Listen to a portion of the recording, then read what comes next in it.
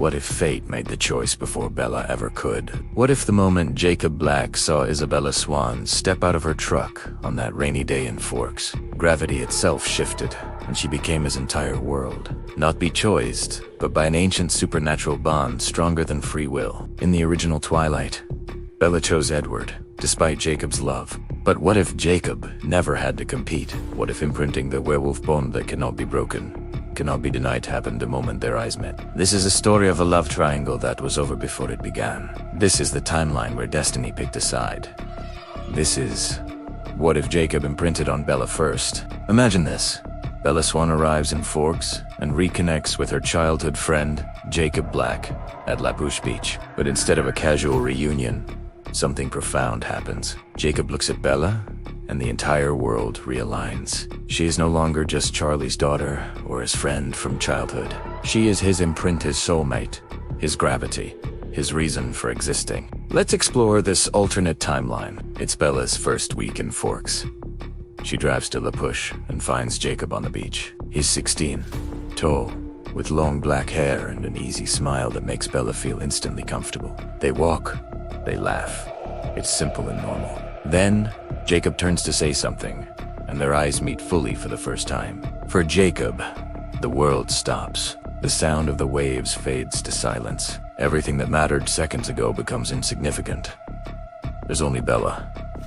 The intensity of it terrifies him. He's heard the stories from the elders, but experiencing it is completely different. This isn't a crush. This is absolute, cosmic certainty. Bella notices the change. Jake, are you okay? He can barely speak. That night, his father Billy explains everything. The legends are real. The Quaaludes descend from wolves, and when a wolf finds his soulmate, he imprints. The bond is unbreakable. Billy warns him, you can't tell her yet. You have to let her come to you naturally. But Jacob knows. Whether he tells her or not, his life now revolves around Bella Swan. Monday morning. Bella walks into biology class and sits next to Edward Cullen. The fan blows her scent across the room, and Edward's reaction is immediate visceral hunger, barely controlled rage. But something is different. Before Edward can spiral into obsession, before he can become a brooding protector, Jacob is already there. That afternoon, Jacob shows up at Forks High on his motorcycle. He can't stay away. He needs to be near her. Bella is surprised, but happy to see him. As they drive away, Edward Cullen watches from the parking lot. He recognizes the smell werewolf, the natural enemy of vampires, and the way the wolf looks at Bella.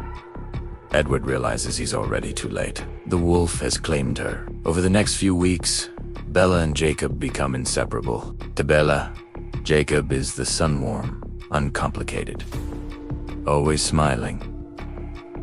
He makes her feel safe, without smothering her. He's her best friend. To Jacob, every moment is a gift and a torture. He's terrified of scaring her away. How can he explain that to him? She's everything. Then, the impossible happened. Jacob phases. For the first time, triggered by the Cullen's presence. In the pack mine, there's no hiding the imprint. Sam Yulee knows immediately. The pack faces a dilemma. The treaty is clear. Vampires don't bite humans, and wolves don't cross onto Cullen land. But what happens when a wolf's imprint sits next to a vampire every day? Sam decides. We watch. We protect. If the Cullen boy makes one wrong move, the treaty is broken. Bella confronts Jacob about his strange behavior, and he finally tells her everything. He's a wolf, and he imprinted on her. What does that mean? Bella asks. Jacob struggles to explain. It means, you're it for me. I'll be whatever you need. A friend, a brother, but if you could ever see me as more. He doesn't need to finish. The weight of it should feel suffocating. But when she looks at Jacob solid, warm, real, she doesn't feel trapped. She feels anchored. Edward watches, from a distance, filled with agony. In a moment of weakness, he approaches Bella. You should know what you're getting into, he tells her. The wolves are dangerous. He could hurt you. Bella's response is simple, and you couldn't. Edward has no answer. She's right. He spent weeks fighting the urge to drain her blood. The wolf has spent weeks protecting her. Bella makes her choice. She chooses warmth over cold. The sun over the moon. She chooses Jacob. When the nomadic vampires arrive, the story changes completely. The wolves intercept James, Victoria, and Laurent before they can even get close to the Cullens. James catches Bella's scent on Jacob and is intrigued by the challenge. The hunt begins, but this time Bella is in alone. She has an entire pack of werewolves protecting her. The confrontation is brutal and swift.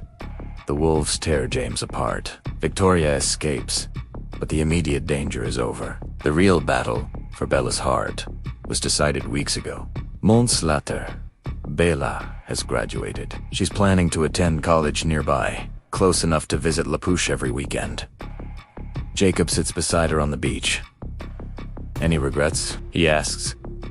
Bella thinks about the alternate life she'll never know, the one where she chose a vampire and became something cold and immortal. No, she says honestly.